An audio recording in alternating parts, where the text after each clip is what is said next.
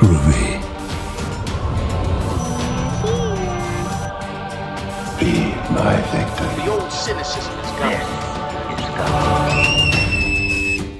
Hello everyone, Josh Myers here, and today I'm going to be reviewing the original Saw from 2004.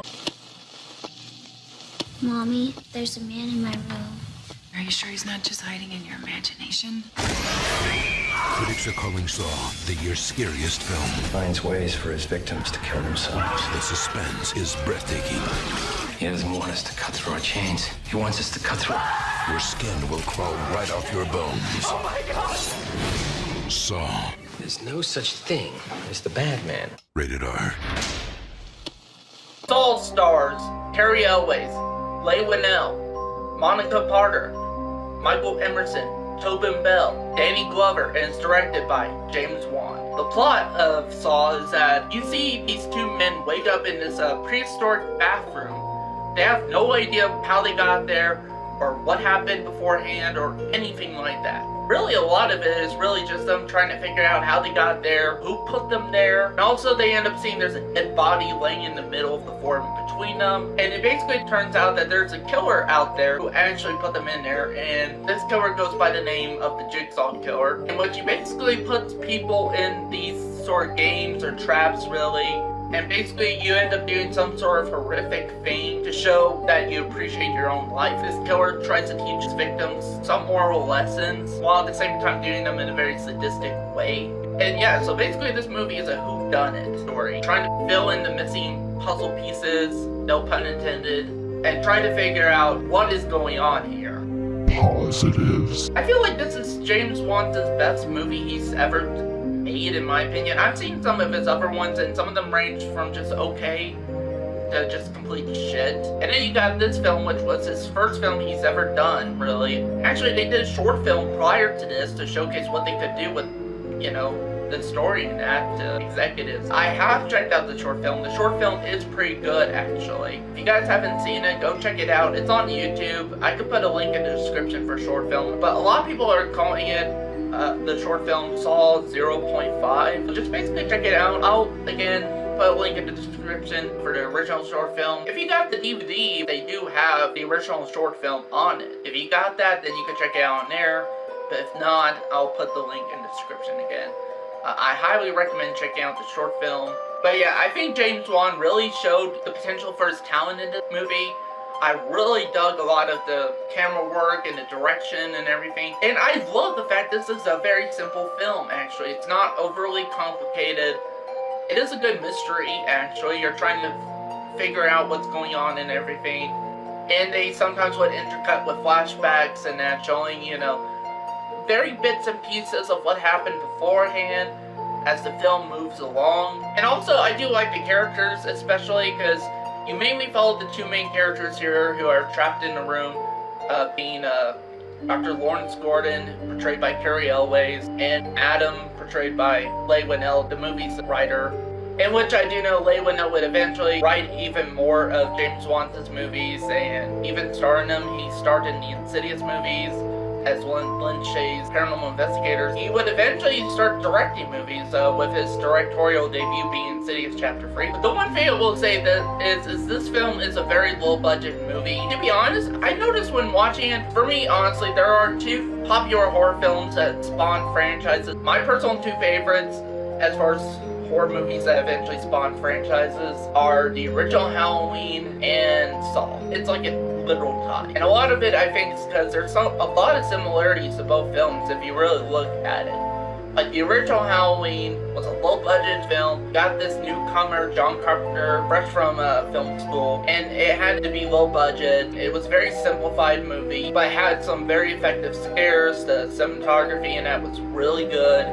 The music was really good. Just everything about it was, for the most part, really good. The acting, especially from people like Donald Pleasence, and that was really good. Also, from my point of view of Saw, is that there's a lot of parallels to what I just mentioned about Halloween. They coming from newcomer with James Wan and Leigh Whannell. They're both newcomers. They had to do this with a low budget, And the cinematography in that is really good too. The music is really good. Most of the acting is really good. And they throw in big name actors in there like Carrie Elways and Danny Glover. Kind of like what they did with the original Halloween by throwing in Donald Pleasence in there. There are a lot of parallels to the original Halloween and Saw, which is probably why I like both of them equally. But again, what James Wan was able to do with this film, especially for it being his first theatrically made movie, and with such a low budget, and even a short time frame, you know, which that's also another parallel to the original Halloween, is that the original Halloween took about, I think, 5 weeks or something like that to film, and this one took, I think, even shorter, 18 days to film. That's not much. But I think with all that said, James Wan was able to create an amazing movie out of it with what he had to work with. They tried to throw a twist at the end of this, which,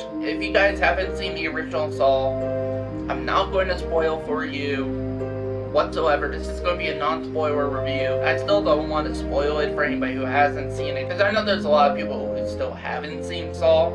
But yeah, another positive is the killer in this is really interesting too. I mean, you don't really get to know who he is or anything like that until, again, the end. You know, but you really get to find out what kind of killer this guy is, how sadistic this guy could be. And plus you got amazing voice, which again, I'm not going to give away who voiced Jigsaw in this, because, you know, that would be an obvious spoiler. Because if you know the actor who portrayed Jigsaw, then you're going to know who the guy is. And knowing that, another thing I really dug was the pacing of this film. This movie is like almost 2 hours long, and it didn't feel like that whatsoever. It just seemed to fly by really fast, but at the same time, still took its time with, you know, the pacing in that. Like, as far as, you know, character and story development. Some of it has to be kind of the low-budget nature of this film. Sometimes they have to kind of fill in some shots with photos and that, and kind of epilepsy montages and that, because of the fact, you know, low budget. And they didn't have enough time to really get every single shot in there, so that's what they decided to do. And also flashes of, you would see a flash and there's a photo and that, and yeah, I could tell that was really kind of cheap. Also sometimes, I mean, most people would probably not notice this, but sometimes they would switch out an actor and just only show, like there were some shots where Leigh Whannell was in other scenes as a different character, and you could kind of tell in one shot, really. It may not be that noticeable for a lot of people. I will give credit that James Wan at least tried to hide it as best as he could. And also there's some other, you know, kind of technical stuff too, like, for example, it turns out there's a security camera watching them, and there's somebody watching them. Getting, like, coverage of the whole bathroom in that. Like, this wide angle coverage from both sides, you know, showing both Adam and Dr. Gordon. At the time, I don't think were any real security cameras that could do that. I'm not sure if there's even any that could do that now, unless it may be potentially a 360 security camera. That's the most I could see as far as by today's standards, but back then, in the early 2000s, definitely not. Also, there's other stuff that doesn't make a whole lot of sense either, like, you know, they're given hacksaws and that, and they tried cutting through the chains and that didn't work. And I'm like, why didn't they try to cut through those rusty pipes? Could have been nice to try. Also, other stuff, like, there's a phone that they end up hold of. Dr. Gordon's like, this was meant to receive calls, not make them. And I'm like, does that even work? Like, did that even work back in the day, like back in the early 2000s? I was around during that time, but I don't know if you could have really done that with phones, where you could just make a phone to receive calls, but not make calls. And knowing that all phones really have the capacity to dial 911, no matter what the situation is with the phone. And there's just certain stuff like that, kind of lessens the movie a bit for me after rewatching it. And also, even though I thought the acting was really good, you do get some, for me, the acting ranges from either okay, like for example, Leigh Whannell, I'm sure he was trying, but I think it was okay. His acting was okay, nothing horrible. I've seen worse acting, but nothing great either. And also ranges to overacting, like for example with Carrie Elways. Don't you step, you bastard! I know it's you son of a bitch! Allie? And also, even Donald Glover's acting could be a little bit overacted, like, Danny Glover's is a detective, like one of the detectives on the case, and he's like, what are you doing there? Waiting for the doctor. I'm waiting for the doctor. There are some cringy acting in this at times. And also there's certain, like, again, to the cheapness of the film a bit, you know, like the low budget nature of the film. It's like there's a car chase at the end of the movie, and it's really done with it. Like the way they did was really a poor man's way of doing a car chase, and I know how they did it. Really, they basically just put the cars in a garage somewhere and just sped up the footage, kind of shaking the cars a little bit.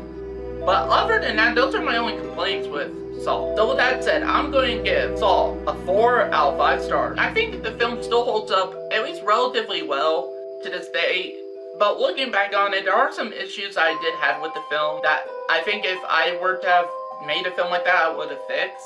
In fact, I did make a film like that. I made a short film, actually, that was kind of sort of a reboot called Saw Reborn. If you want to check that out, I'll put that in a link in the description so that you can check it out. As well as the link to James Wan's short film that he made before this film, which I highly recommend that one. So that's it for this review. Thank you guys for watching, and